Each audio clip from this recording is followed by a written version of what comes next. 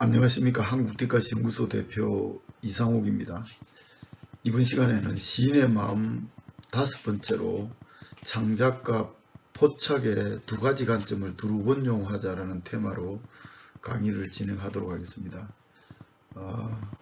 이번 강의는 PPT를 활용해서 진행해 보도록 하겠습니다. 이성운 시인은 해체시론에서 혼자 마시는 술, 나의 삶, 나의 문학이라는 제목으로 다음과 같이 말했습니다. 지금도 나는 해질 무렵 작은 방에 앉아 시를 쓴다. 이런 시쓰기 역시 혼자만의 놀이일 것이다. 혼자 술을 마시는 것 역시 비슷하다. 이것 역시 혼자만의 놀이가 아닐까. 이런 혼자만의 놀이마저 없다면 밖의 세계에서도 소외되고 안의 세계에서도 소외되고 마침내 나한테도 소외되는 나 같은 내성적 인간은 어떻게 살아야 한단 말인가 라고 절규하듯 말하고 있습니다. 여기서 이성우는 소외된 존재로서의 고통을 시쓰기를 통해 스스로 치유하고 위안을 얻는 것입니다. 고통스러워서 시쓰기라도 하지 않으면 존재가 폭발할 것 같은 그런 느낌을 지닌 것으로 보입니다. 그래서 고통스럽다고 하소연하니 이제 존재의 위안이 되고 구원이 되었다는 것이죠. 고통스러워서 고통스러운 시쓰기를 하는 것이고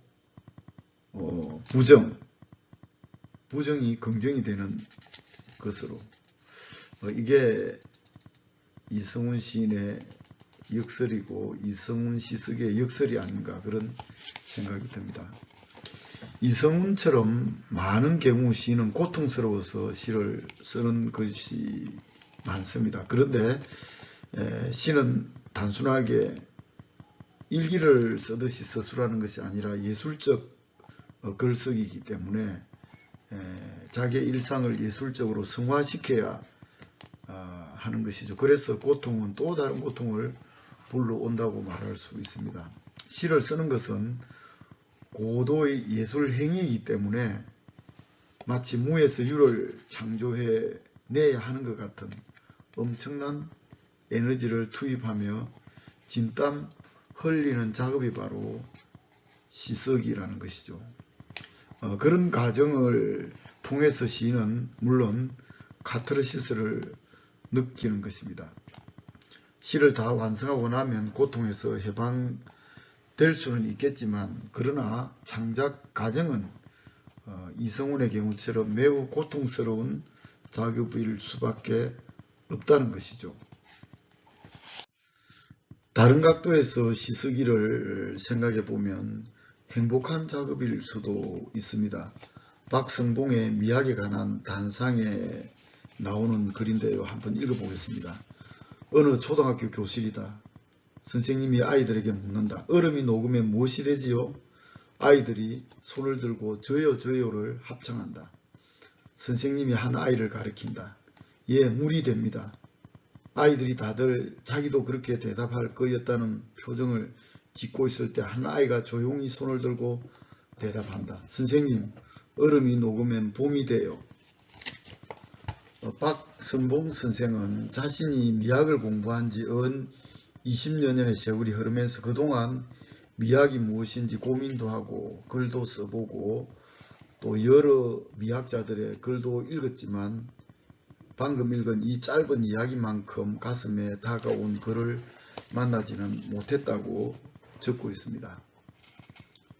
그렇습니다. 얼음이 녹으면 물이 된다고 생각하는 아이들은 어리지만 과학적 생각을 하고 있는 것이고 얼음이 녹으면 봄이 온다고 생각하는 아이는 시적, 미학적 생각을 하고 있는 것입니다.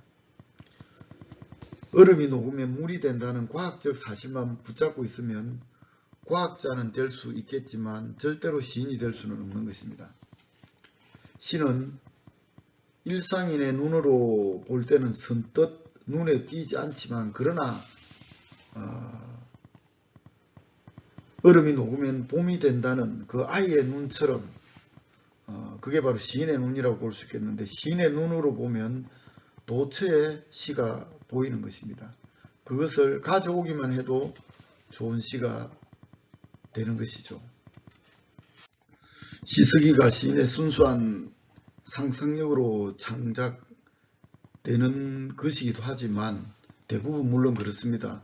그러나 자연이나 사물 등에서 시적 형상을 포착하는 것도 아주 중요한 시쓰기의 방법이라고 볼 수 있습니다. 남의 말이나 글 또는 고사나 객언 등에서 필요한 부분을 인용함으로써 문장을 꾸미고 문치를 풍부하게 하는 인유가 시에서도 아주 자주 쓰이고 있는 것도 우연이 아닙니다. 그런데 여기서 포착이라는 것은 인유라는 그런 좁은 의미의 수사를 뛰어넘어 시를 새롭게 인식하는 그런 인식의 새로운 틀이라고도 볼 수 있습니다. 그런 측면에서 시를 쓰는 것은 두 가지 관점에서 쓰는 것이다. 창작과 포착이다. 선생님 얼음이 녹으면 봄이 돼요라는 이런 미학적 눈으로 시를 얼마든지 도처에서 포착할 수 있다는 것입니다. 앞에서도 말씀드린 것처럼 개인의 상상력으로 무에서 유를 창조하듯이 창작하는 그런 방법만이 전부가 아니라는 것입니다. 시적 상상력의 대부분을 어떤 자연이나 사물에서 이미 만들어져 있는 어떤 신이 제작한 시라고 할까요? 그걸 포착할 수도 있다는 것입니다. 그런 측면에서 시쓰기는 고통스러운 작업이면서 또한 행복한 작업이다, 이렇게 말할 수 있겠습니다. 또 다음 시간에 시인의 마음 6으로 찾아오도록 하겠습니다. 감사합니다.